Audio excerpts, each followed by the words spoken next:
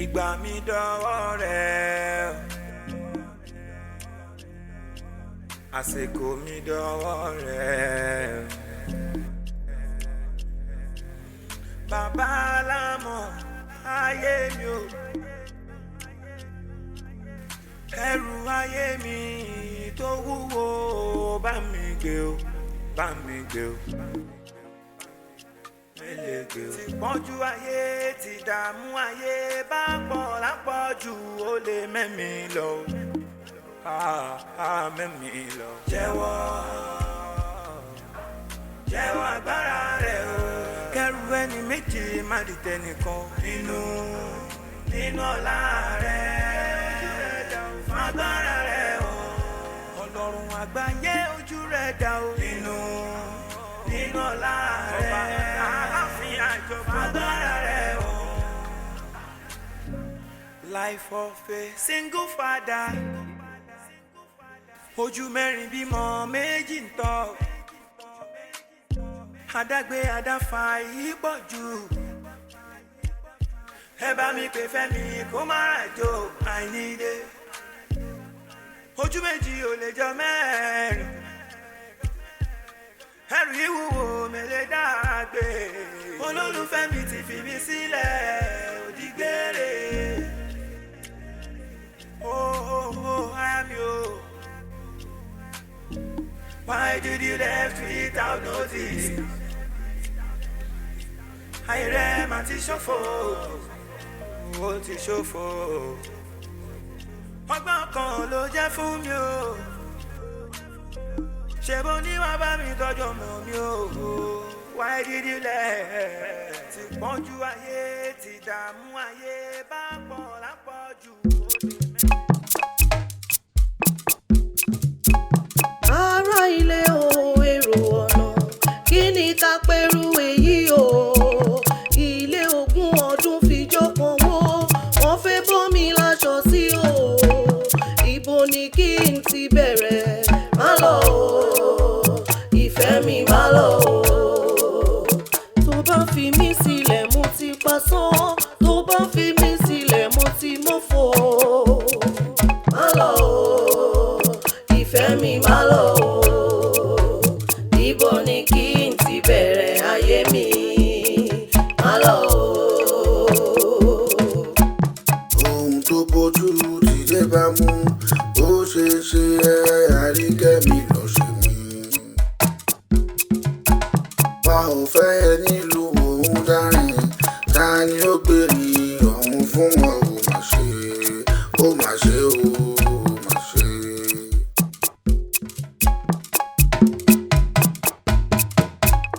ẹrú ní bàbá ọ̀nà ló jìn ilé ẹrú tó jí fìyà jẹrú ọ̀nà ẹrú tó jí fòṣì jẹrú ó mà ṣe ó mà ṣe ó mà ṣe. Ẹ máa wò mí níran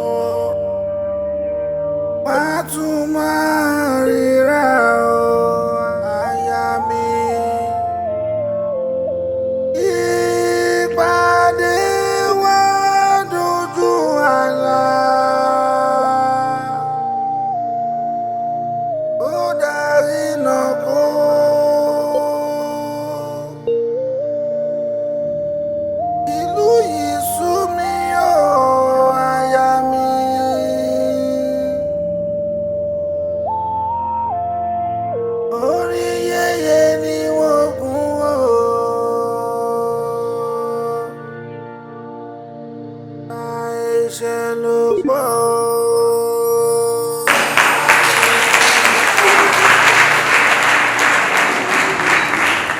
Inú mi kàn ń dùn látàárọ̀ ni. Lábákẹ́, first time tí màá rí àwọn tó ń ṣe fíìmù tí wọ́n máa perform wájú mi lélẹ̀. This is my first time. Ṣé fẹ́ gbọ́? Tó bá rí bí ara mi ṣe ń dìde. Ó wá dàbí pé wọ́n ń ṣe real. Ara mi kàn ń dìde ni. Ara tèmi náà ń dìde. Ara mi, babe, mi ò rò pé o mọ nǹkan tó gbé dání rárá. O mọ̀ pé celebrity lọ́kọ ẹ̀. Ọkọ ẹ̀ heart omi dẹ̀ ń jáde lójú mi, mo wọ emotional. Tó bá jẹ́ pé mi nìran ni right now má ti máa rìn pẹ̀lú squad. Security ti máa tẹ̀lé mi, má ti máa gara pé ìyàwó celebrity. Ọlọ́run ni kó má jẹ́wọ́. Ọlọ́run, ẹ̀yin ọ̀rẹ́ mi, gbogbo bẹ́ẹ̀ ń sọ yìí, orí mi wú, ara mi dẹ̀ ń dìde. Pẹ̀lú pé mi sí bẹ́ẹ̀ nìyẹn o. Ọ̀rẹ́ mi ò dẹ̀jọ́ tó lọ bá mi sọ fọ́kọ ẹ̀, mo fẹ́ máa act. Mo lè act gan bó ṣe ń wò mí yò, mo lè ṣe ọmọ ta, mo lè ṣe olóṣó, ṣé kí n act fún ẹ? Actress. Ṣé ń gbọ́? Ẹ ò trust me, ṣé o rí àti ó trust ẹ má worry jẹ́ ká máa ṣọ̀rẹ́ ọ̀rẹ́ ìyàwó celebrity ọkọ tó kàn òun àbí kí acting tó kàn kọ́lẹ̀. àbí náà ká ṣe máa ṣọ̀rẹ́ ìyàwó celebrity. ṣọ̀rẹ́ ìyàwó celebrity lọ́nà. Lákòókò náà ẹ ṣé gan ni ẹ̀yin ọ̀rẹ́ mi, mo really appreciate yín, ẹ ṣé gan. Very soon wá celebrate ẹ̀yin náà. Àmín. Ṣé mọ̀ pé at first ìgbà tó sọ pé òun fẹ́ máa act wọ́n rò pé acting. Yeah, but not until ìgbà tí mo rí táwọn èèyàn tó ń pàtẹ́wọ́ tínú wọn ń dùn, I was like, but ó try. Try. Wọ́n kọjá try. Ṣé àlọ́pọ̀ wọn ní tí ẹ̀yin fẹ́ bá wọn ya picture? ṣó ti ẹ̀ ní nǹkan tẹ́mi fẹ́ sùn pọ̀. Ó mọ nǹkan kan. Ṣó mọ̀ pé àsìkò yìí lọ́kọ ẹ nílò ẹni? Àsìkò yìí ló láti gbàdúrà. Àsìkò yìí ló láti gbàwẹ̀. ṣe àti tẹ́lẹ̀ ogun ni o ogun gidi gan ni tó bá di lóru wà gbàdúrà tó bá di lọ́sàn-án wà gbàdúrà wà jẹ́ kí Ọlọ́run jẹ́wọ́ agbára ẹ̀ nínú ayé ẹ̀ táwọn ọmọ máa ń yọ pé ọkọ rẹ wà ní wọ́n lè tún fídíò ẹ̀ báyìí tó bá ń ṣú ọkọ ẹ̀ má kọ́ sẹ́yìn ẹ̀sìn ẹ̀ nínú màmá dé àdúgbò. Èmi tẹ̀ máa bá wọn ya picture mi. Máa bá wọn ya picture mi because mo tún rí wọn ní another level. Mo need support ẹ o. Mo need support ẹ. Ìyàwó star.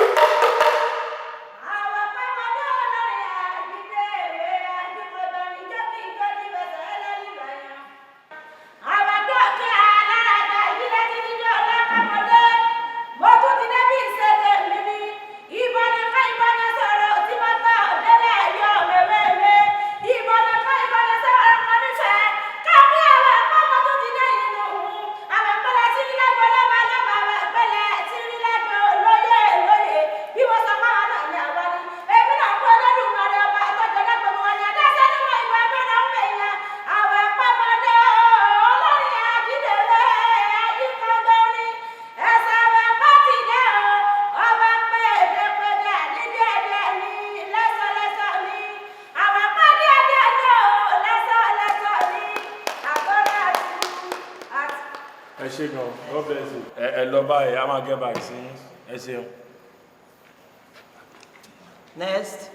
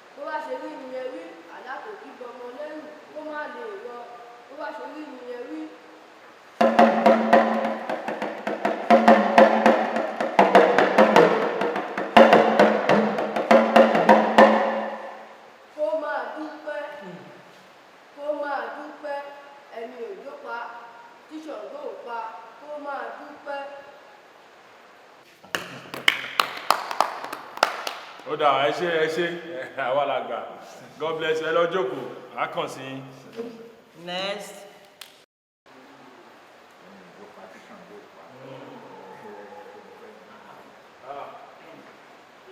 Okòólé mo kágò. Orúkọ tèmi ni Àdìgún olówó 3-in-1 talent. Ó kọ́ lẹ́gbẹ̀ẹ́ ẹ̀pẹ̀. Owó lẹ́fẹ́, acting wà, ijó wà. Òun náà dẹ̀ wà lẹ́kẹ̀ẹ́kẹ́. Nípa ọkùnrin owó lẹ́fẹ́ ẹ choose. Mo ń kọrin. Orí náà. Èmi Àdìgún tuntun dé o. Olórin oyin. Tí bá kọrin. Bí ya anybody lé. Mo kọrin dé UK, mo kọrin dé London, mo kọrin dé United, mo kọrin dé UK. Ọmọ mi everywhere o. Àdìgún. Èwo ló tún fẹ́? Ó ti tó. Má kọrin. Ó ti tó. Ẹ lọ gan. In fact, kò sírú èèyàn bí yín. Irú ẹyẹ bí ọ̀kín sọ̀rọ̀. Ẹni sùúrù, ó pọ̀ lẹ́sẹ̀. Ó ti gbìyànjú sẹ́. Hello, ó túṣẹ́. Ó gbìyànjú. Lọ́ba ẹ̀. A máa kàn sí ẹ̀gbẹ́. Bẹ́ẹ̀ni. Ọlọ́wọ́ kọrin o, kọrin. Wàhálà wà o. Ó try. Ó tún wá ṣe yé àyà mi ti já. Okay now, next. Nice.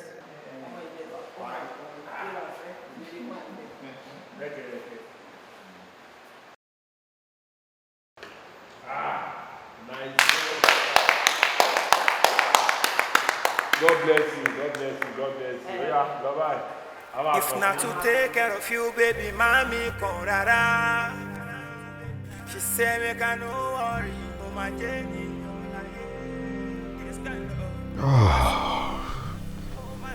Baby.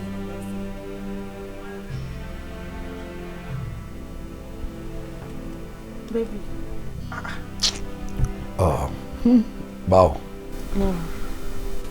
Kí ló ṣẹlẹ̀? Ọ̀rọ̀ ilé ayé náà ni jàre. Wọ́n kàn máa ń sọ pé ọ̀rọ̀ ilé ayé ò tó rò ni. Ó tó rò. Because tí ó bá wáyé gbogbo tó ń ṣe láyé tí wọ́n bá wọn ṣe tí ó bá lówó náà kò ṣe nǹkan tó dáa.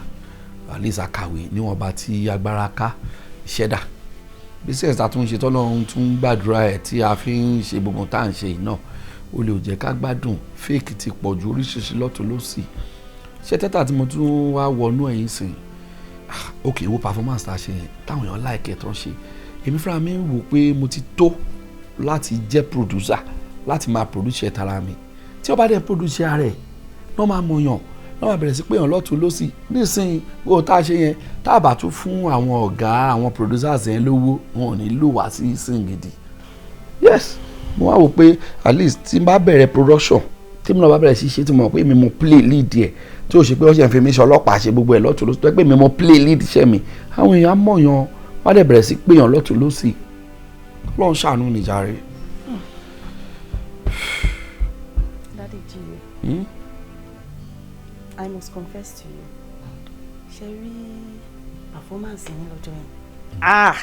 Àwọn ọ̀rẹ́ mi love ẹ̀. Everybody love ẹ̀. Ó wà emotional èmi gan mo ti gbàgbéra mo wò pé ṣọ́kọ mi ló ń act báyìí. Ẹ wò nídìí iṣẹ́ yẹn lágbára Ọlọ́run ẹ̀ di irun ẹ̀ di gbà. Ṣé gbogbo nǹkan tí àwọn èrò síwájú tí wọ́n fi iṣẹ́ yẹn dá lára ẹ̀yin náà á fi ṣe lágbára Ọlọ́run. In fact ẹ amaze mi gan lọ́jọ́ yẹn. Nípa ti production tẹ̀sán yẹn. Báwo lẹ ṣe tẹ bá kówó jọ báwo lẹ ṣe máa rí owó yín padà? Àwọn tó mọ̀ ń pa ẹ̀ la máa kó fún un. Àwọn ọ̀gá mi wà ń bẹ àwọn tó yéjú èmi lọ́wọ́ à ń bẹ àwọn náà máa bá mi pé gbogbo àwọn tá a máa ṣe tó bá dẹ̀ ti bá a pé tá a bá ti ṣe náà a ṣe àwọn editor àṣìṣe tí wọ́n á dẹ̀ gbé fún marketer àdẹ́rà lówó gidi àdẹ́dáwó padà fún ẹni tá a bá rí yá lọ́wọ́ ẹ̀ àwọn náà dẹ̀ ní díẹ̀ tó kú a máa fi ṣe mí lọ.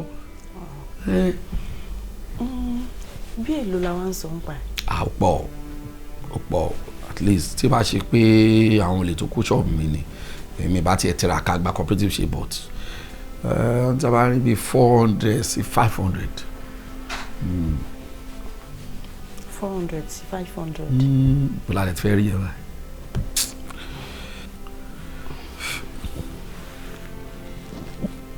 Baby, ṣé ẹ nígbàgbọ́? Onígbàgbọ́. Ẹ bá ti nígbàgbọ́, ṣe rí owó yẹn Ọlọ́run á ṣe. Bẹ́ẹ̀ni. Ọlọ́run á ṣe. Ọlọ́run á ṣe. Ọlọ́run á ṣe. Kò sí wàhálà ṣe. So mi fẹ́ kẹ́ ronú. Ẹ wo bí èmi ti múra o. Ẹ jẹ́ a lọ sí church fún midweek program. Ẹ jẹ́ a lọ. Oh, Tọ́mà ni. Well, no problem. Èmi náà kọ̀ wọ ṣòkòtò ni. Oya. Ẹ dìde ńlẹ̀. Ọlọ́run á ṣe. Àmì o. Ó ṣe gan. Thank you so much. Ẹ ní láti ronú. Àfi sùúrù. Ẹ kí mi náà fẹ́ kàn bí. All right.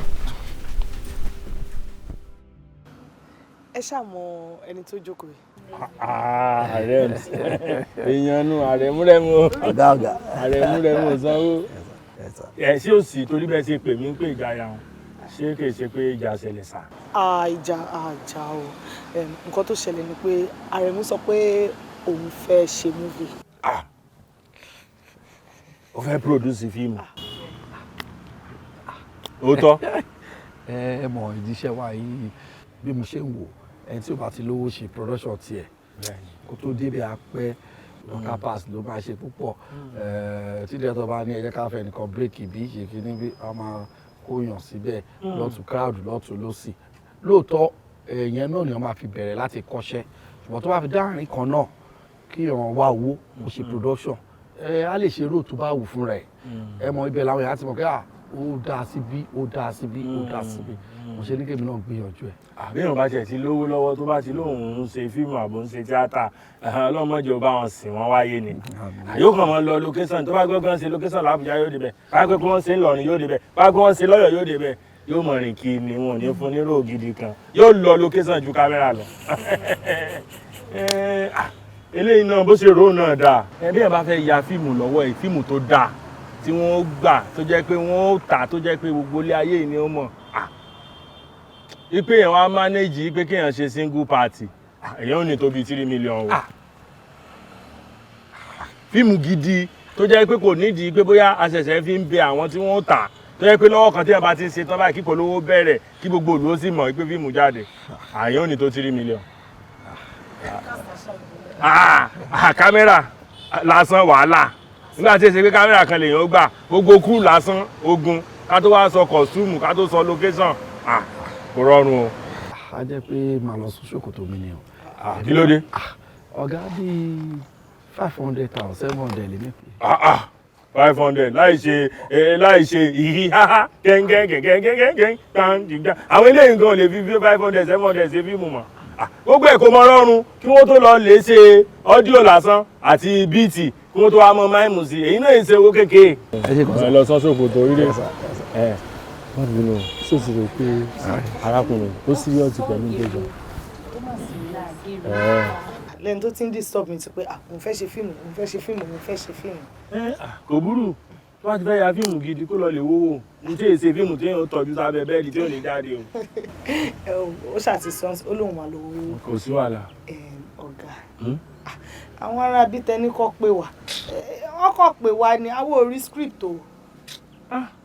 Ọmọ ni ọmọ sàkọ̀hún olùsí ọmọ ni bí ṣe máa ń ṣe rádaràdà nu tó bá ti kan ipe wọ́n pè síṣẹ́ báyìí òwò ló fẹ́ manage production yìí o ẹsẹ̀ di owó ẹsẹ̀ di script ẹsẹ̀ di gbogbo nǹkan táwọn tí wọ́n ní di ẹsẹ̀ di ẹ̀sìn wọn kò ní sí èyí rádaràdà ni yóò wá máa parọ́ ẹ mú paago wọn ò gbé ní irọ́ nípa o.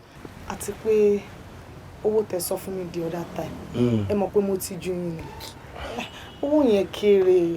Ẹ má bínú bí eléyìí kì í ṣe fọ́ọ̀tì èmi náà tó bá jẹ́ pé bí irú àwọn àfíìsì ẹni ọláwọn Sodiq Adébáyọ̀ àwọn ọmọ géwó lẹ̀ ṣùgbọ́n sàkọ̀ ìwọ̀n èsè báwọn iye tí wọ́n bá fún crew tí wọ́n fún káàsì báyìí iye rẹ̀ náà ni yóò kó lẹ̀ ṣùgbọ́n mọ́ bínú ìníjọ́ mọ́ fìdí sí wọn lọ́mọ fúnra mi ní mọ̀ dáwó sí ọ mọ́ bínú ìmọ̀ wá báwọn ọ̀gbẹ́ni iṣẹ́ tèmi náà ń bọ̀ o kò sówó ń bí eléyìí wọn iṣẹ́ ọ̀rẹ́ láfi ṣe o owó epo lásán. Uncle Banjo mo ní kí n tó wá rán yín létí ni nípa loan tí mo sọ fún yín pé kẹ́ bá mi gbà yẹn mi ò tí gbọ́n kankan ni mo wá fi pé bóyá nítorí ẹ̀ bá mi push ẹ̀ ní ẹ̀jọ́ ẹ bá mi push ẹ̀ mo ní ìdówó yẹn gan-an ó dẹ̀ wà urgent. kẹ́ push ẹ̀ ètí mi fi push ẹ̀ títí tí wò push kúrò lójú kankan. Praise the Lord.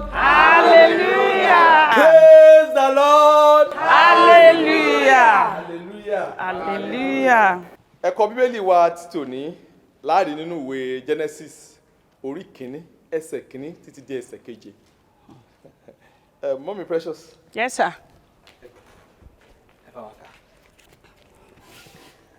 Ní àtètèkọ́ṣe, Ọlọ́run dá ọ̀run òun ayé. Ní àtètèkọ́ṣe, Ọlọ́run dá ọ̀run òun ayé. Ayé sì wà ní júújú. Ayé wà ní júújú. Ó sì ṣófo. Ẹ dúró ńbẹ̀. Ó ní Ọlọ́run dá ọ̀run òun ayé. Ẹ rí iṣẹ́ Ọlọ́run bẹ̀. Abẹ́ ẹ̀ rí iṣẹ́ Ọlọ́run. Kábíyèsí Elédùmarè. Ọlọ́run dá ọ̀run òun ayé. Ẹ tẹ̀síwájú. Òkùnkùn sì wà lójú ibú. Ẹ̀mí ọ̀run sì ń rábàbà lójú omi. Ó ní ẹ̀mí Ọlọ́run rábàbà lórí omi. Olúwa dára, Ọlọ́run tóbi. Ẹ tẹ̀síwájú. Ó lọ́lọ́run ní kí ìmọ́lẹ̀ kí ó wà, ìmọ́lẹ̀ sì wà. Kí lọ́lọ́run ṣe? Ó sọ ọ̀rọ̀ pé kí ìmọ́lẹ̀ kí ó wà, bẹ́ẹ̀ ni ìmọ́lẹ̀ sì wà. Ọ̀rọ̀ ni o. Ọ̀rọ̀ òun lọ́lọ́run sọ. Ìdí nìyẹn tí a fi gbọ́dọ̀ ṣọ́ ẹnu wa. Nítorí pé ó sọ pé òun dá ènìyàn ní àwòrán ara ẹ̀. Nígbà tí ẹni tó dá wa láwòrán ara ẹ̀ bá lè sọ ọ̀rọ̀ tó sọ pé kí ìmọ́lẹ̀ kí ó wà, tí ìmọ́lẹ̀ sì wà, it means pé kò sí táwa náà lè sọ tí ò ní ṣẹlẹ̀. Abẹ́ẹ̀ níbẹ̀, tẹ̀síwájú. Ọlọ́run sì rí ìmọ́lẹ̀ náà.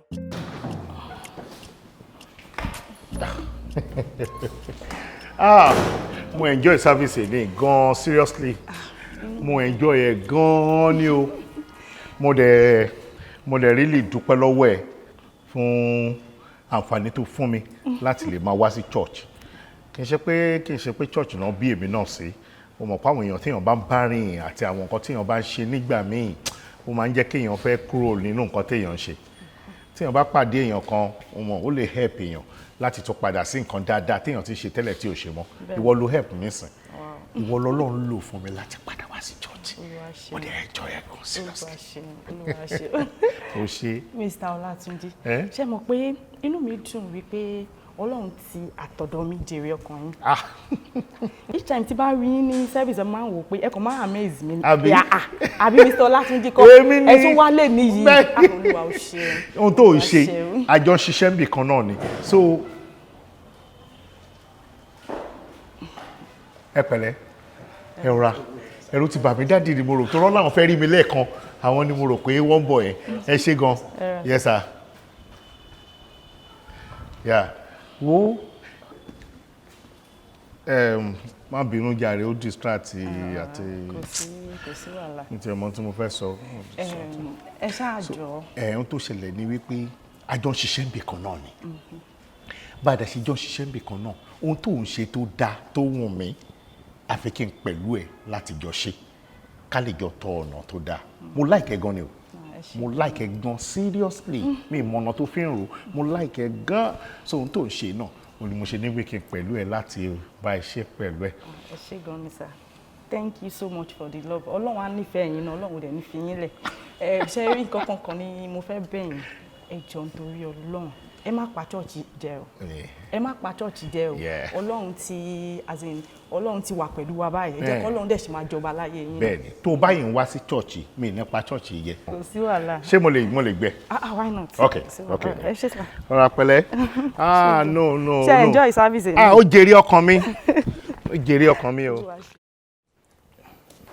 Sir, ó tẹ̀ ní nǹkan tí mo fẹ́ béèrè lọ́wọ́ yín. Mo dẹ̀ pé this is the right time láti lè fi béèrè. Torí mo ti ń gbọ́ ọ̀rọ̀ yẹn ọ̀nà nítorí Làbákẹ́ lè fi dìbò nìyẹn. Mo kọ́kọ́ fẹ́ correct ẹ fún kankan. Mo ní orí time gẹ́gẹ́ bí right time. Ṣé wọ́n ló máa sọ pé time mi jẹ́ right time àbí mi máa sọ fún ẹ pé àsìkò tó fẹ́ sọ̀rọ̀ dà? Kò yẹ kó kọ́kọ́ bí mi wípé mo fẹ́ sọ̀rọ̀ kan kí wá sọ fún ẹ pé go ahead. Ta ló sọ fún ẹ pé mi ò kí ń ṣe born again tẹ́lẹ̀? Àti primary school ni mo ti born again. School wa ní primary school náà ti rí wa bomi. Tó fọwọ́ dì wá dé mú, tó fẹ̀yìn wa sómi. Àti gbà yẹn ni mo ti born again. Ìwà born again ni mo dẹ̀ ń wò. Ǹbá má wù wá born again tí ó yẹ kó yìí máa ṣe ń bí. Mo mọ in and out to everything bó ṣe ń lọ. Mo dẹ̀ mọ̀ pé ọmọ yẹn ò ní ṣe ọmọ oníwàkuwà SU ni. SU ni. Gbogbo ẹ̀yin rádaràda tẹ wà nínú ọ́fíìsì tẹ máa ń dà láàmú kò sí tí mi ò kéré nù yín. So lọ́kàn tí ẹ ń sìn SU ni kò ní gbàfẹ́ mi. Àbí?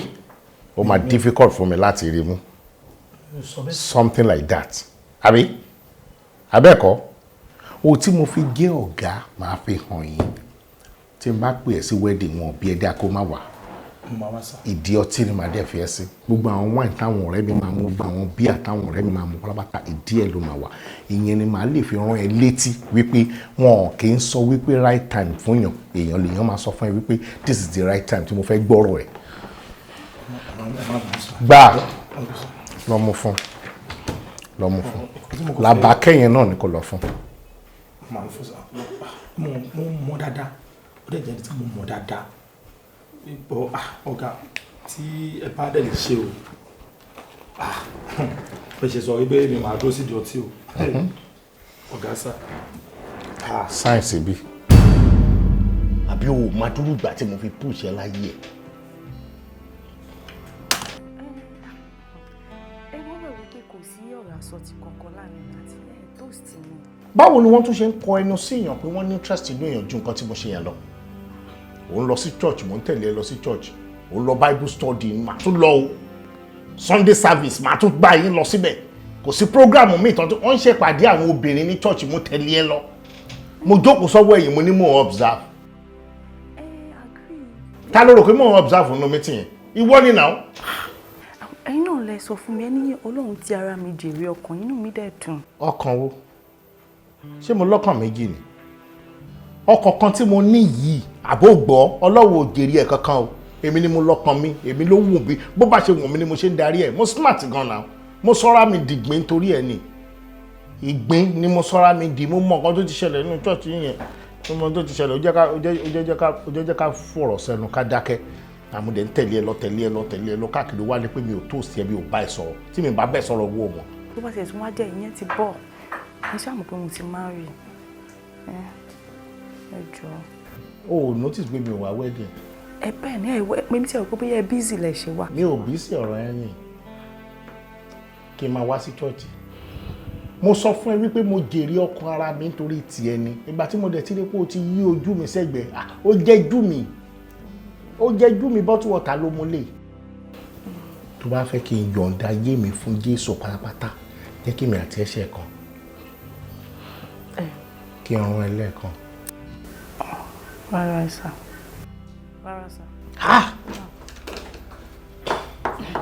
wọ́n ní àwọn èèyàn mi ń ṣègbé torí wọn kò ní.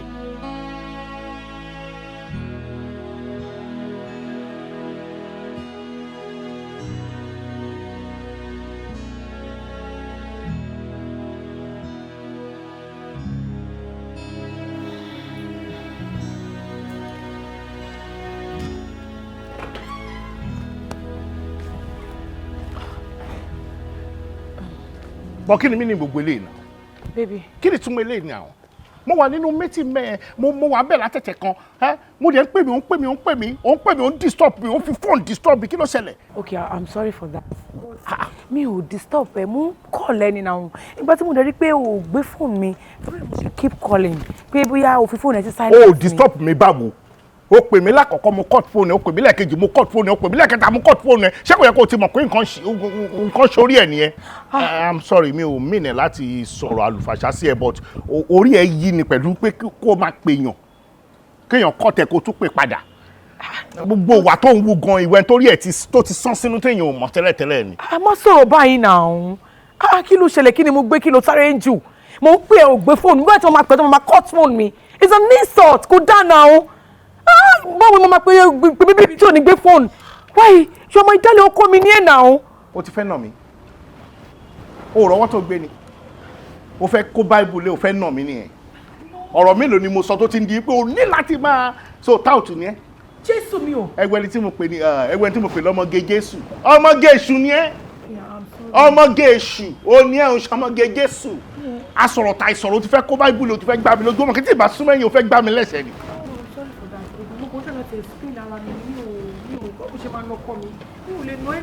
mo ṣe mistake ni o relationship wa tó dé level tó dé mo ṣe mistake ni èmi nìkan ṣo ni mo dárí ràn tí mò ń rí rẹ carpet tí mò ń rí rẹ tíà èmi nìkan ni mo dárí ràn ní ìsìn àpapọ̀ àwọn afàdúrà jagun ti ríran sí mi wọ́n lè ti jẹ́ kí n mọ tó ń ṣẹlẹ̀ wọ́n rí ìgò níwájú mi wọ́n rí àdá níwájú mi UTC wọ́n rí níwájú mi èèyàn kan dẹ̀ mú ó lò máa fi ṣá mi tí mi ò bá yẹra fóun ìwọ ni. Jésù ò ní jẹ́ Ọlọ́run ò ní jẹ́. bẹ́ẹ̀ ni Jésù kọ́ lórí ìran ìkan nínú àwọn afàdúrà jagun lórí ìran so má pe Jésù sí ohun tán rí náà rí wọ́n náà rí UTC lọ́wọ́ ẹ̀ ṣé màá wá dún bàtàn ṣe pọ́n ṣépè fún mi. mo ń ṣe mítì lọ́wọ́ máa lọ for now mítì tá a dẹ̀ ń ṣe building yẹn ó la fẹ́ parí máa lọ for now ó dín dín ọ̀sẹ̀ méjì ni máa fi wà ń bí màá máa lọ màá máa bọ̀ mi ì dẹ̀ fẹ́ kẹ́lẹ́ bọ̀ dídí stop kí ló ṣe ẹ̀ o tún fẹ́ fà mí láṣọ ya. no baby mo fẹ́ sọ nǹkan fún ẹ ní. baby ò ṣe nǹkan fẹ́ ló fẹ́ fà mí láṣọ ya àbí kí ni tí wọ́n gbé sá sori wọ́n ti ń pè mí. wọn ò tí ì pè ẹ́. dáàdì máa fi ohun àdúrà ṣépè fún ẹni o wọ́n máa fi ṣépè fún ẹ torí méjì tá a ṣe yìí wọ́n máa ṣépè fún ẹ sìn níwọ wọ́n sọ̀rọ̀ ìran fún mi kò tí ì tọ́jọ́ méjì o ti ń gbìyànjú irú eléyìí wọ́n wá fàdá bẹ́ mi lórí dànù kò bí o.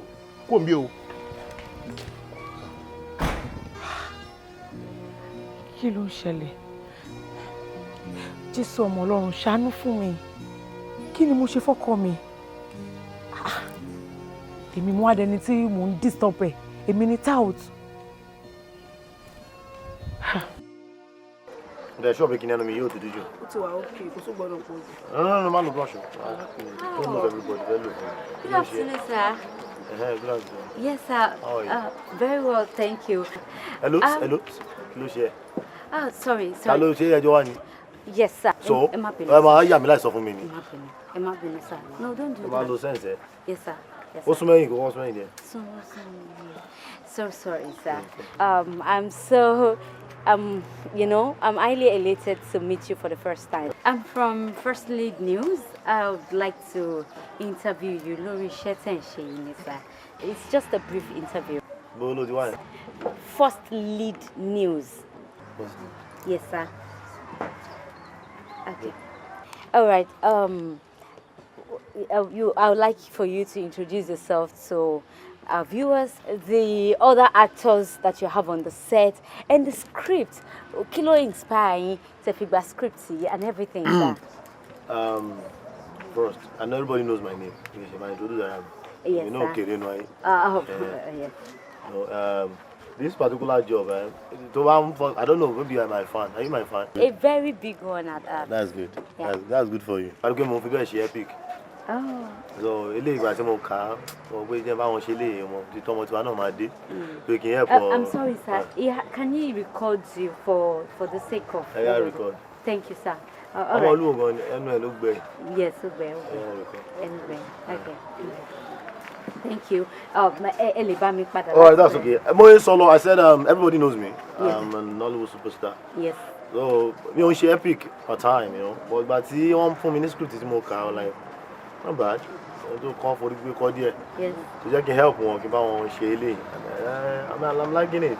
It's fine. Okay, so what do you have to say about other actors, especially Aremu? Okay, yes. Ọmọ wa náà l'Aremu. Yeah. Ìgbà wo ló dé? Mi ò bá dúró, Ọlọ́run máa ń gbógo fọ́lẹ̀ ńgbà mi o. Wọn Ọlọ́run ti jẹ́ pé wọ́n rí jù wá lọ, notwithstanding. Ọmọ mi l'Aremu. Ìgbà tẹ́mi bẹ̀rẹ̀ fíìmù, Aremu sì máa l'Aremu kẹ̀. Ṣé history film making? Okay, Tawon Ogunde. Ogunde, Ade Love, dáadé àwọn boy tó wà láṣẹ Abẹ́òkúta ìkílọ̀ kọ́kọ́ boy kúkúrú Ṣẹ́gun àbí ló jẹ́. Dáadé wọn dáadé ẹ̀. Okay, Atafọláyan. Bàbá oníkan náà tán pé èso ọ̀gá mi. Àwọn bàbá yẹn bàtà dá ìpìlẹ̀ tíátà kalẹ̀, àwọn Aremu yẹn kò mọ̀ kó wà ní fíìmù láyé ẹ̀. Oh, wow. So bá ara rẹ̀ mú bóyá wà yẹn, mi ní kó máa act iná sí tún máa pa sí. Ẹ máa pa sí sí. Nǹkan tó ṣú ọ̀bà jẹ kó lé ṣẹ́yìn nìkan lẹ máa máa ṣe sí. fáàn mi ìjà mẹ́rin tó jẹ́rú ni tó mọ́ yín sọ Yes, sir. kó máa act fire sí tún ni máa pa sí. No, ṣé wọ́n ẹ̀mí ìpọ́ máa kú ní sí ó ti ń lọ mí fún ọ. Tí ó bá yé ẹ bóyá kó pélé mi ìjọba okay, sir. Ẹ ṣáà máa pa sí sí too, right? Of course. Okay. Lastly, I would like to know, sir, what else should your fans be expecting from you aside this project, sir? All the time mo wà lórí project ṣé ẹ̀ ní connection ni every time mo wà máa wójú tó dé náà. No, kò kí n ṣe àwọn oríṣiríṣi tẹkàn máa ń ṣe as in I mean movies bí owó eléyìí. lóríṣiríṣi tí mo kàn ṣe bí eléyìí báwo láà sọ ṣẹ́nu báyìí ni mo ló ti wá yẹn Firstlead. Okay, it's okay. Anyone, that's okay. All right, Emma, what I worry, sir. We're fine. Thank you so much. Fine, okay, like I was saying. What? Money be my number. Ewo.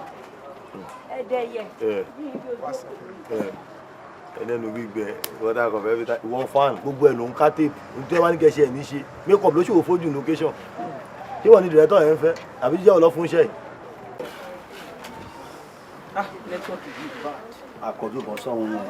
Yomi fẹ́ ọmọ you don miss báwo costume bó ṣe fit Adé.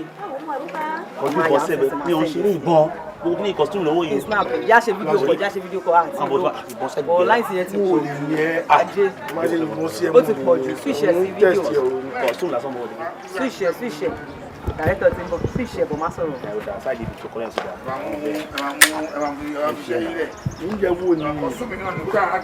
mo lè yẹn bọ̀ orí mi mo lè yẹn bọ̀. costume kan tó wí costume yìí.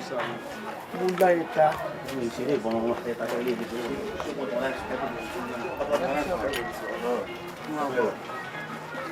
kí ló ń dá wa dúró? ṣe kankan. ẹnu òṣèṣe fún online mọ́. Hello, good afternoon. Good afternoon, sir. Very well, thank you. Good afternoon. My name is Ayomikun Peters. I'm from Firstlead News. I would like to interview you about this project that you guys are.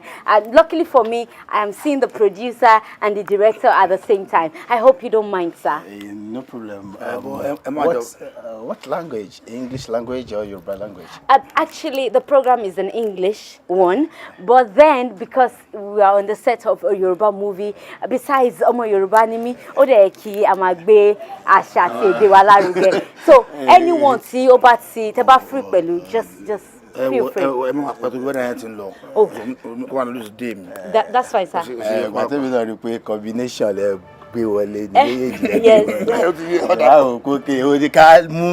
anyone is good, sir. Anyone. That's fine. That's brilliant. All right, sir. Mr. Producer, how did you come about the script? This story has gone really viral. It's everywhere. Everyone wants to be part of it. You know, journalists are jumping all over to be part of this project.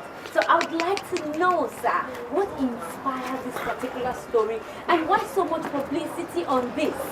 Thank you. I'm so happy you notice Eri. Then it's all over social media. But when you're low fare, you don't want to be part of this. I see every actor saying that Emika, Sheni Darukomi, Shemi Niwambe, you know, I know the scope. Thank you. Ikoti mo ma sọ ni wípé Ọlọ́run ló dé.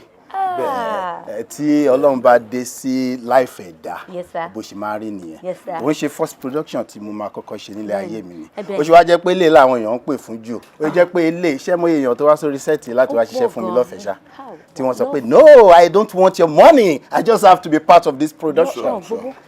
Honestly, so mo rí ní rí wípé Ọlọ́run ló dé. Ọlọ́run ló dé because iṣẹ́ ọ̀hún bí ìgbà tí a sọ pé Ọlọ́run ti ṣe báyìí sí everything. Postman ẹ máa wọ́n sì tó ìbọn yẹn náà ṣé ìṣàtúnṣe ṣiṣẹ́ mi lẹ́yìn ìbọn ẹ bí ń jàre. So nǹkan tó ṣẹlẹ̀ bó ṣe story gangan ni mo fẹ́ ṣe. Yes, so nǹkan tó ṣẹlẹ̀ sí mi kì í pé ok ẹ jẹ́ kí n lọ pẹ̀lú story nígbà tí mo jẹ́ ti rí báwọn èèyàn ṣe wá pariwo lórí ẹ̀ mo tí mo pé story eléyìí ó ti lálùbáríkà rẹ̀ bísí nìyẹn tí mo fi decide láti sọ pé ẹ jẹ́ ká ṣe lé. Thank you so much, Mr. Producer. My director, sir, I would like to know, how do you feel when you got the scripts that everyone is talking about, then you having to be the director? I know you've had to direct 1 or 2 of his movies before, but this one is giving you so much fame, so much name. You know, your name is being mentioned everywhere. Tunde Shobayo is the director. Shobanjo is the director. Your name is everywhere. So this is a good one, sir. How did you come about? Auntie Ibe. Anyway,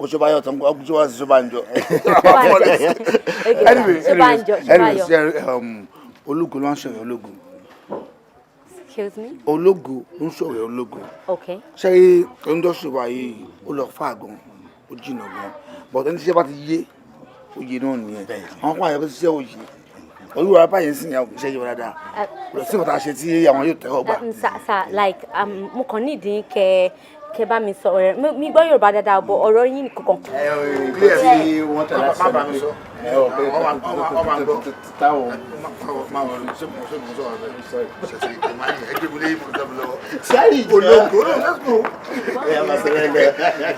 Ológo ló ṣọ̀rẹ́ Ológo. Yàtọ̀ sí fíìmù producer mi àwọn ilé ìfún rẹ̀ sí ẹ pé ẹ mọ̀ pé wọ́n kọ́ mi as a receptor. Kọ́ tèmi náà fi láìkẹ́ pé PM ní ó dẹ̀ pé ẹni tó ṣe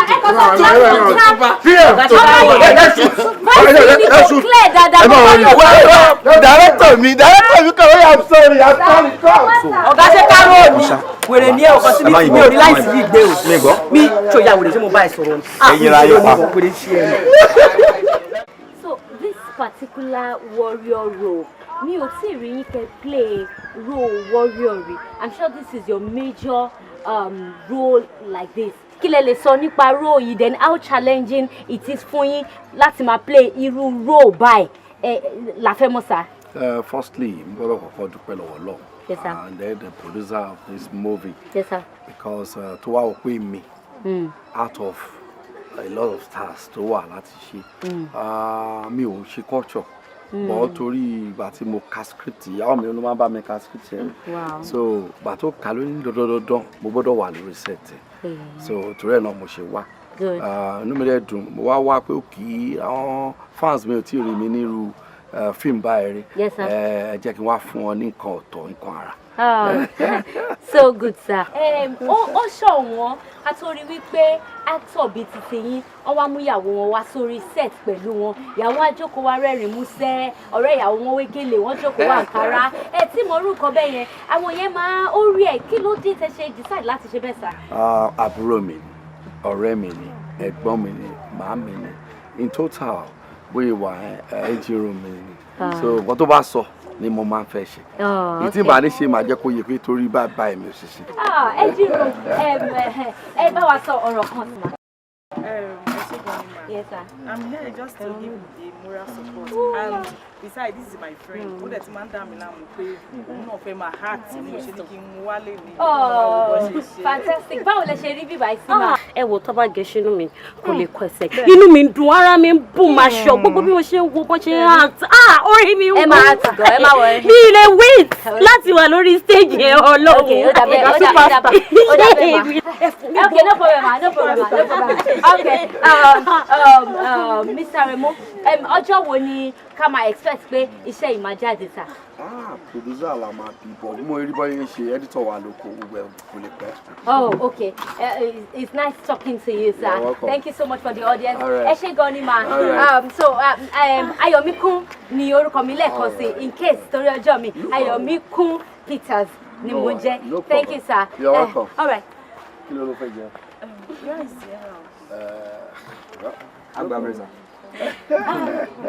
My continuity. Wọ́n tán ṣàfẹ́ jẹ́nu ẹ̀. Ẹni ló ráyè mọ ògbó òpalẹ̀ ilẹ̀ ni ó tẹ ògbólógbò àjọ gbọdọ̀ mú mi.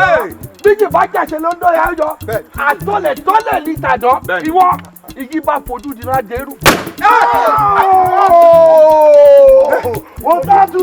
Ẹni ní ìjàwọ́ lọ́dọ̀ sẹ́lẹ̀. Àìsàn ìjàwọ́ lọ́dọ̀ kọ̀fọ̀. Wọ́n kẹ́kọ̀ọ́ wọlé. Ẹni ló ráyè mọ.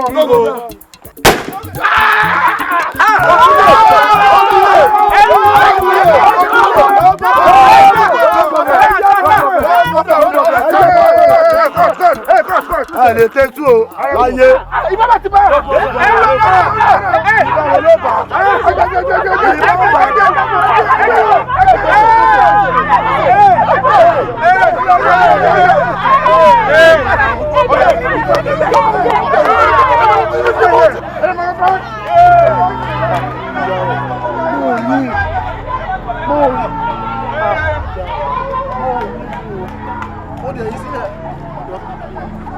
Ilẹ̀ ilẹ̀ mo kọ́ gbàgbà ilẹ̀ ilẹ̀.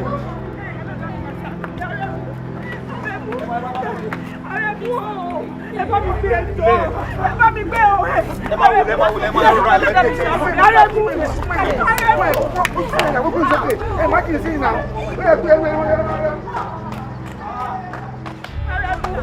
Ẹ bá mi gbé o.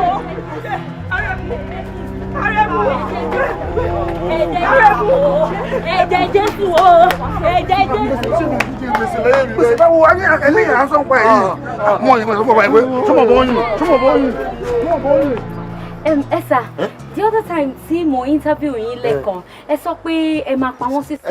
guys ẹ dúró ẹ má wọ ẹ sọ pé ẹ máa pa wọ́n sí. káwọn tí àwọn kan stop náà òun kò ṣiṣẹ́ títẹ̀ ẹ sọ pé ẹ máa pa wọ́n sí sin two ṣé kò tẹ mí ní. mi ìpè mi yẹn. ẹ ti mí yẹn àti pé ọ ti padà wá kú báyìí. àti ẹni káwọn kọ́kọ́ stop ẹ wọ́n wẹ̀rẹ̀ tájọ. mo ti wá ẹnu yóò gbẹ ẹ má bínú. ẹ kọ́ọ̀tù kínní ẹ máa ní kọ́ kọ́ọ̀tù kínní tọ́jú kọ́ọ̀tù kò make sense. ok ẹ kọ̀ dáwẹ̀ ó máa pàṣẹ nǹkan tí mo ṣe láti sọ wípé ṣé rivalry wà láàrin ara yín ní àbí tí ó. àti orí kò sí kan tó ń jẹ́ bẹ́ẹ̀. bọ ẹ má wọrí ẹ concentrate lórí èmi. ipa tẹ́mi sọ pé màá àkì jù lọ pé láti sin túwọ̀n lè rú màá àkì jù lọ. náà kò ṣe acting lẹ́mí. ẹ sọ pé kẹ́yìn náà rí dúró rẹ̀ tó bá mi jí ọkọ tí mo sọ àti ẹ̀wọ̀n mi náà ẹ bá ṣe báyìí fún mi náà. ẹ má rìkọ́dù kọ́tà rìkọ́dù yóò wúlò ẹ má lọ tàbí tọ́lẹ̀tì rẹ̀ ẹ má ṣe báyìí náà. mi ò tí mo sọ kọ́ nìyẹn mo mi pé màá àkì jù lọ màá pàdé sí túkọ̀ ní rí nínú fíìmù yẹn pé màá àkì bọ́ sínú fíìmù. mi ò I'm a Bible believing Christian. I'm a Bible believing Christian. ẹ jẹ́ bá mi sọ bí onígbàgbọ́. onígbàgbọ́ lè mi mo fẹ́ mọ reason tó ṣe jẹ́ wípé ṣé enviness ẹ̀yìn àtọ́lẹ́yìn ni. àti bẹ́ẹ̀ ni kò sí kankan ọkọ yóò ní balẹ̀ o ìjẹ́ oníbẹ̀ ọ̀dà mi jẹ́ oníbẹ̀ gbàgbà kí ni mo yí. ẹ máa jẹ pààlẹ́ kejì. mi ò pàjáde àtàtì mi ò pa mi ò mọ̀ mọ̀ èmi kọ́ mo yin. sá ẹ má bínú first time mi ló ń bí bó ṣe tèmi sá because ọ̀gá mi wà bíbá iṣẹ́ ti tèmi kí n bá wọn kó bọ̀dé education. now wọ́n sọ pé ẹ̀yin lẹ mú ìbọn yẹn tẹ kì í àní bọ́tẹ̀kì yẹn kí ni mission tẹ ní lórí ẹ̀ tẹ fi kìbọn yẹn and ṣé kankan wà níbẹ̀ tẹ fi kì tó bẹ́ẹ̀. ẹ ṣe ẹja fún mi ṣe ká kìbọn iṣẹ́ mi ni iṣẹ́ tí wọ́n pè mí fún tí mo gbowó ẹ̀ òun nìyẹn mi níṣẹ́ mi ju pé káwọn kìbọn. ẹ ló ó dàbí pé ò gẹ́ẹ̀tì kan tí ọ́fíìsà yẹn sọ dáadáa tẹ́kẹ̀ mi wá sọ bó ṣe rí gangan nínú ọ̀rọ̀ tí Mr. Anigilaje Ládọjà tí wọ́n bá wa sọ ó jẹ́ ká mọ̀ pé àwọn tí ní Mr. Aremu lọ́kàn páwọn fẹ́ pápó ti ṣe àwọn wọ́n ní àwọn wá invite ìwọ àsẹni tó máa ń kìbọn wọ́n porúkọ ẹ̀ bá kan props whatever wọ́n ní àwọn afẹ́ òun wá ní kó bá wọn kí pé wọ́n ló wá bá wọn kì í ló bá wọn fi àwọn nǹkan tí ó yẹ kó sínú ẹ̀ pé òun ló jẹ́ káwọn pa ṣé ló tọ́ ni. ẹ sà ẹ má bínú sà Anigilaje ṣé wọ́n ṣeré náà wọ́n ṣì rè ẹ má bínú sà o ṣé kí lórí sẹ́ẹ̀tì yẹn mo fẹ́ bọ̀ wọ́n kìbọn lóòótọ́ àmọ́ ní kí bá bọ̀ wọ́n kìbọn apọ̀ máa kìkan fún àwọn táwa tẹ̀lé rí yẹn kẹ̀lẹ́ ẹ gbọ́dọ̀ wọn á gí jù problem ni ọmọ máa mú sọ́wọ́ yìí kó dé wọn máa kan àmọ́ yìí mo lè filẹ̀ fún wọn pé kí wọ́n kìbọn yẹn ẹ sà wọ́n kìbọn yẹn nígbà tó kún gan mo ní ẹ sà ìbọn tẹ́ẹ̀kì ó ti kún jù ó lè fa problem fún ẹ tẹ́fẹ́ yìn fún tàbí fúnra yìí ṣe lọ́sọ̀nù pé ṣé wọn ṣé èmi fẹ́ yìnbọn ni ṣé bọ́ọ̀lù wọn fẹ́ yìn àwọn tí ìtí wọn ti pẹ́ àwọn òṣèlú yìnbọn nígbà ó dà kí n fi wọ́n lẹ̀ kí wọ́n yìn fún àwọn bọ́ ṣe kì í mi ò dẹ̀ rí ju bẹ́ẹ̀ lọ sá. Alright, are you telling me pé tí n bá ní kí wọ́n pe Mr. Anigilaje wá ń sìn nǹkan tó sọ yìí wà á tún sọ pé bẹ́ẹ̀ ló ṣe lójú mi. Yes sir, balance máa sọ pa.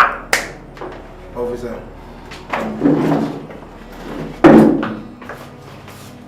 It's okay, madam.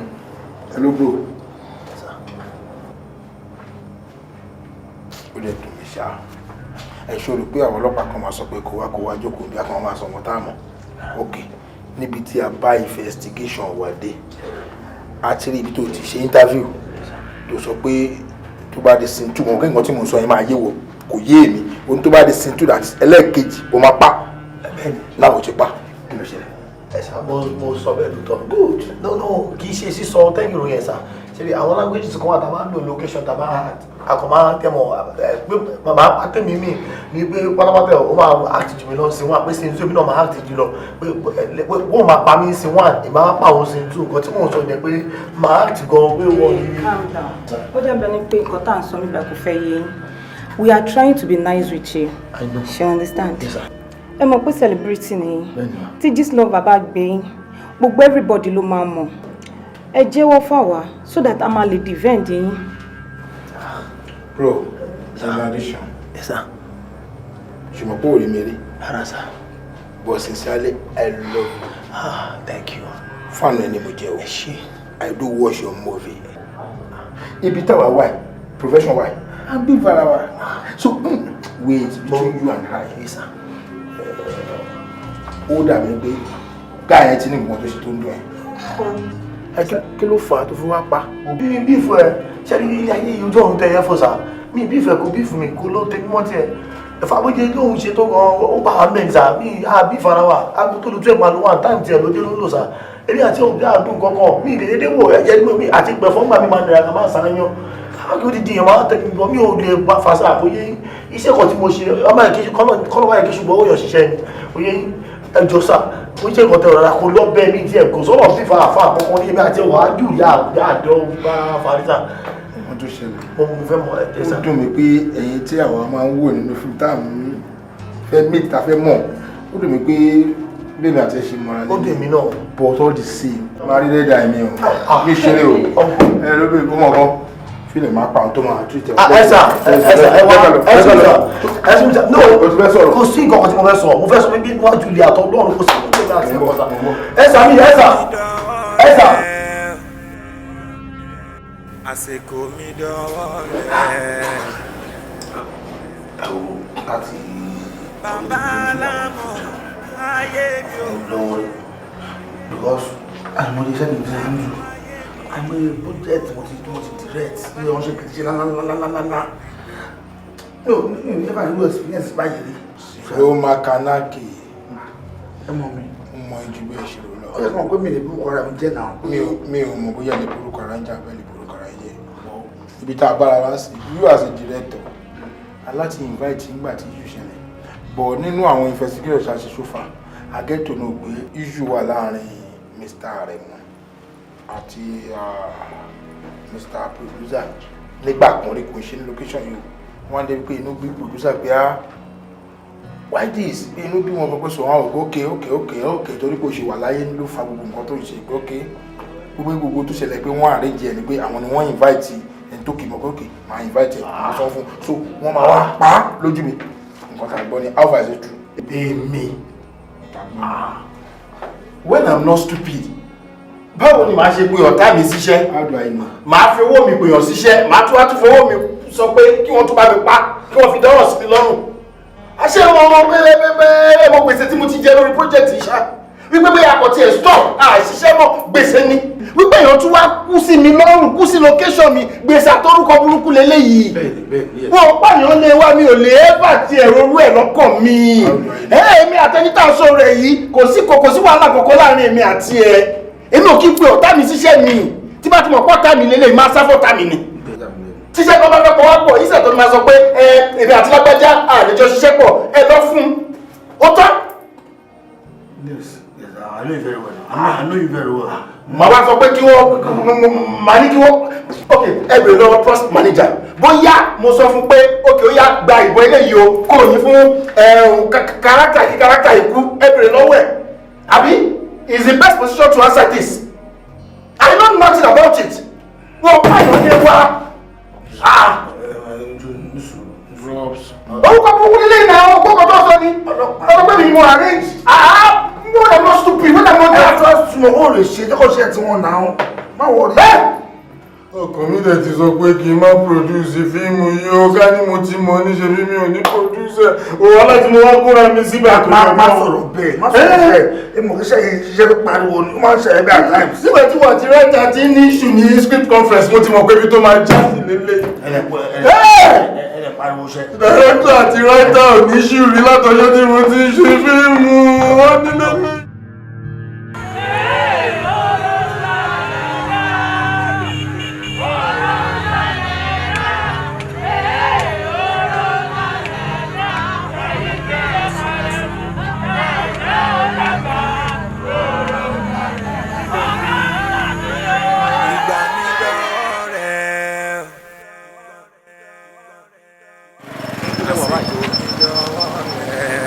Ìbúlẹ̀ dínà. Pastor àti everybody gan náà ti wà níbí gbogbo apápátá la wà níbí. Ó ti ń kíní ti ń pẹ́ jù náà ó ti ń pẹ́ jù kò ṣe nǹkan tá a lè jẹ́ kó máa pẹ́ ńlẹ̀ bẹ́ẹ̀ yẹn. Ẹ ti súnmọ́ bí. Oh okay. Ẹ má pẹ́ Pastor wọ́n ti no problem ọlọ́run ló bọ̀ no problem. All right.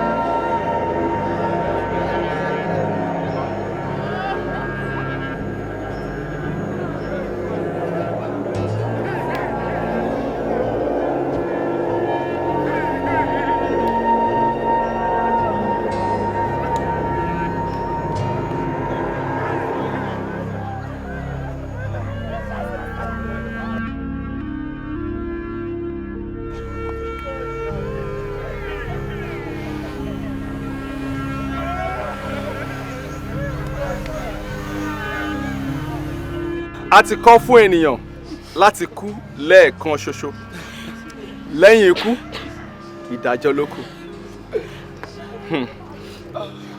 Ẹni wá ti lọ Mr. Aremu pẹ̀lú bó ṣe lórúkọ tó, pẹ̀lú bó ṣe gbajúmọ̀ tó, pẹ̀lú bó ṣe gbayì tó, Ọlọ́run sọ pé àsìkò tó láti mú lọ. Lótìtọ́ a fẹ́, ṣùgbọ́n Ọlọ́run fẹ́ jù, ó fẹ́ jù wá lọ. Ṣé ti wá rí ikú Ọ̀gbẹ́ni Aremu? Ẹ̀kọ́ ló jẹ́ fún gbogbo àwa tá a kù láyé pé kò sí nǹkan tí ènìyàn lè jẹ́ láyé níkẹyìn ikú náà ló pin gbogbo. Fún ìdí èyí mo rọ̀ yín ẹ̀yin àyànfẹ́, gbogbo nǹkan tí ẹ bá ń ṣe láyé ẹ máa ní lọ́kàn bí ìgbà pé ikú ń bọ̀ ní kíákíá, kí ẹ sì máa ṣe rere. Ẹ máa ṣiṣẹ́ ilé ìkẹyìn bí irú eléyìí tí Mr. Aremu lọ yìí. Ẹ máa ṣiṣẹ́ ìkalẹ̀. Ṣó ti tán nìyẹn báyìí? Ṣó ti tán nìyẹn báyìí? Aremu! Aremu ṣó ti tán nìyẹn? Bẹ́ẹ̀ mi jí o!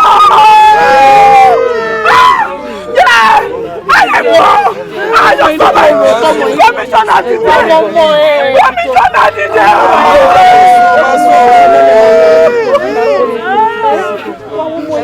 Ẹ wojú àwọn ọmọ ọ̀rẹ́ mi tó ẹ̀ ṣe wọ́n.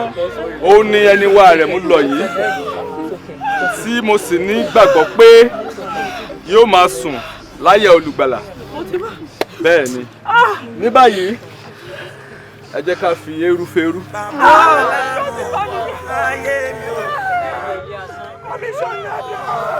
Ẹrù ayé mi tó wúwo bá mi gbé o. Ìpọ́njú ayé ti dààmú ayé bá pọ̀ lápọ̀jù ó lè mẹ́mi lọ. Mẹ́mi lọ jẹ́wọ́ agbára rẹ̀ o. Kẹ́rù ẹni méjì má dìde nìkan nínú iná láàrẹ̀. Agbára rẹ̀ ọlọ́run àgbáyé ojú rẹ̀ dá nínú iná láàrẹ̀. Agbára rẹ̀ o. Life of a single father. Ojú mẹ́rin bímọ méjì ń tọ́. Adágbé adáfa yìí pọ̀ jù. Ẹ bá mi pè Fẹ́mi kó má ràjò àìnígbà mi dọ́wọ́ rẹ̀. Àsìkò mi dọ́wọ́ rẹ̀. Bàbá alámọ̀ ayé mi o. Ẹrù ayé mi tó wúwo bá mi gbé o. Bá mi gbé o. Ti pọ́njú ayé ti dààmú ayé bá pọ̀ lápọ̀jù ó lè mẹ́mi lọ. Mẹ́mi lọ. Jẹ́wọ́ agbára rẹ̀ o. Kẹ́rù ẹni méjì má dìtẹ̀ nìkan nínú ọlá rẹ̀. Agbára rẹ̀ o. Ọlọ́run àgbáyé ojú rẹ̀ dá o. Nínú ọlá rẹ̀. Agbára rẹ̀ o. Life of a single father.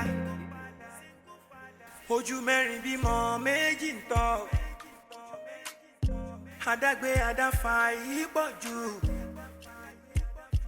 Ẹ bá mi pè Fẹ́mi kó má ràjò àìníde. Ojú méjì ò lè jọ mẹ́rin.